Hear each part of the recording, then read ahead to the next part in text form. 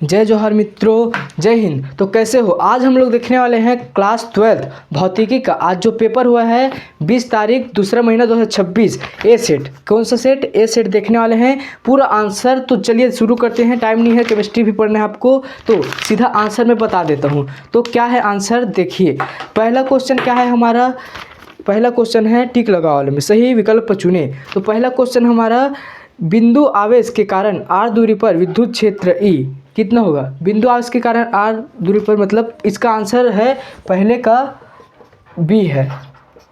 B कौन सा है? E is equal to epsilon naught r का स्क्वायर। ठीक है, पहला का। और दूसरा, अब दूसरा क्वेश्चन हमारा, दूसरा का आंसर, किसी सेल का आंतरिक प्रतिरोध निर्भर करता है। किसी सेल का आंतरिक प्रतिरोध किस पर निर्भर करता है? प्लेटों के क्षेत्रफल पर, प्लेटों के बीच की दूरी पर, विद्युत अपघट्य की सांद्रता पर और उपर्युक्त सही। तो इसका आंसर है द उपर्युक्त सही।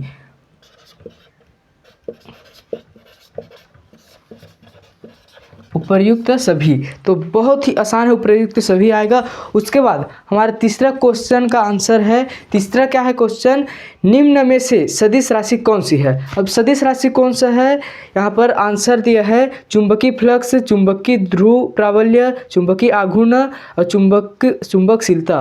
तो हमारा आंसर रहेगा, तीसरा का आंसर है, आपने किस में डाला है?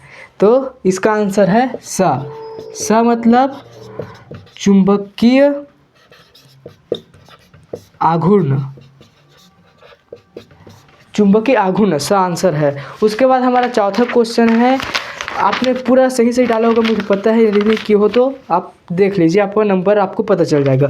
अब चौथा क्वेश्चन हमारा, चौथा, विद्युत चुंबकीय प्रेरण में प्रेरित विद्युत वाहक बल निम्न में से किससे स्वतंत्र है? अब किससे स्वतंत्र है क्वेश्चन देख लीजिए। तो इसका आंसर है द का क्या है? कुंडली का प्रतिरोध।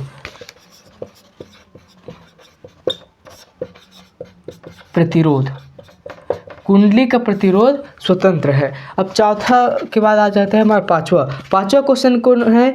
निम्न में से विद्युत चुंबकीय तरंगों का वेग होता है। विद्युत चुंबकीय तरंगों का वेग, इसका आंसर है, सीधा सा लिख देता हूँ मैं, अ रहेगा। क्या है? अ। इसका c is equal to 1/μ epsilon not E epsilon not. तो उसके बाद आ जाता है हमारा पांचवा, एक सेल की फोकस दूरी किस रंग से के लिए न्यूनतम होता है? एक सेल की फोकस दूरी किस रंग के लिए न्यूनतम होता है? सबसे कम फोकस दूरी किस रंग के लिए होता है? तो आंसर है हमारा, आपको पता ही होगा, लाल तो होगा नहीं, सबसे ज़्यादा रहता है बैगनी रंग के लिए। तो इसमें बैगनी क्या है? स में है, तो आंसर होगा बैगनी। ठीक है, बहुत ही आसान है। उसके बाद आते देते हैं हमारा ये सातवां क्वेश्चन का है, एक ही तरंगाग्र पर स्थित दो बिंदुओं के मध्य कलांतर होता है। अब एक ही मतलब दोनों कलांतर क्या होता है? इसका आंसर है बोले तो जीरो होता है। ठीक है, उसके बाद एक फोटान का द्रव्यमान होता है। एक फोटान का द्रव्यमान कितना है? hv, यहाँ पास लिख देता हूँ, v 1 2 3। इसका आंसर है हमारा द रहेगा। ठीक है ना, hv/c का स्क्वायर, ये है हमारा आंसर। उसके बाद 10वां आ जाता है,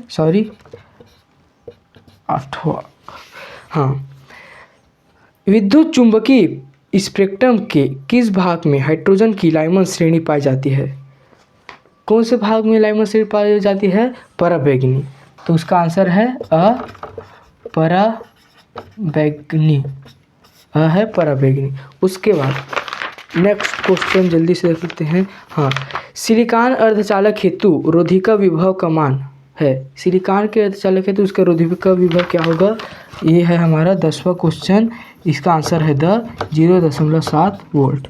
ठीक है, 0.7 वोल्ट, ये हमारा आंसर है। तो बहुत ही आसान तरीके से आप लोग समझ गए, ठीक लगा सर। उसके बाद आ जाता है हमारा, निम्न प्रश्नों के उत्तर लिखिए। एक वर्ड में लिखना रहता है, वो वाला है, संधारित्र का ऐसा ही मात्रक है। संधारित्र का ऐसा ही मात्रक क्या है? पहला खंड ब का ना, खंड ब का संधारित्र का SI मात्रक पता है, फैराड होता है। क्या होता है? फैराड।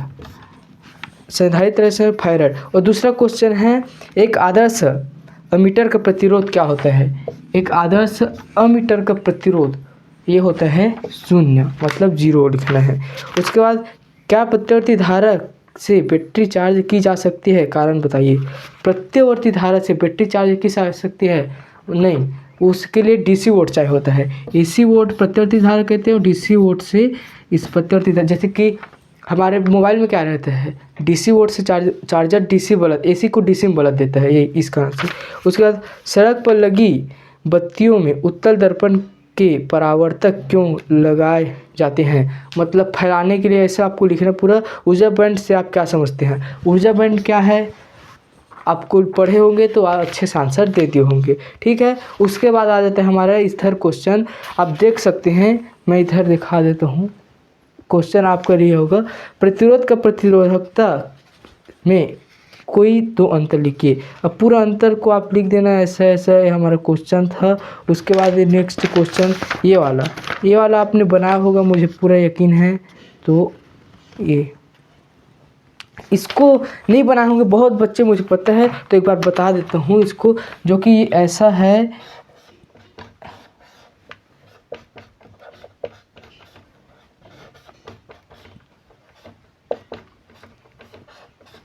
ये B है और A है। ठीक है, AB तो क्या है, इसको ऐसे खींचेंगे तो क्या होगा, समांतर क्रम हो जाएगा। तो कैसे बनेगा? एक प्रतिरोध ऊपर वाला ऐसा रहेगा, ये इधर, फिर ये इधर, फिर ये इधर, ऐसे होकर के ये ऐसे बनेगा। ठीक है, ऐसा होगा। फिर समांतर क्रम से हल करना है, समांतर क्रम श्रेणी में आ जाएगा। तो बहुत ही आसान है। उसके बाद हमारा A सेट का इधर है, आंसर देख लीजिए। क्वेश्चन सब ये आसान ही था, बहुत आसान था वैसे। ये हमारा क्वेश्चन तो बहुत ही आसान आया था इस बार फिजिक्स से पेपर।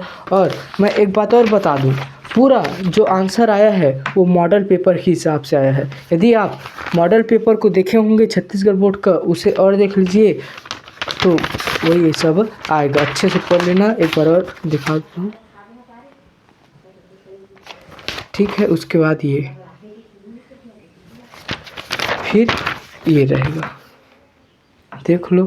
ठीक है, तो बहुत ही अच्छे तरीके से आपने हल किया होगा, मुझे पता है। उसके बाद यदि ये A सेट है, B सेट और C सेट को देखना है तो तुरंत इस वीडियो के नीचे में जाओ, इस चैनल को खोलो और C सेट का भी आ गया होगा उत्तर, तो जल्दी से जाकर देख लीजिए। C सेट का भी जाइए। तो आज के इतना ही, जय हिंद।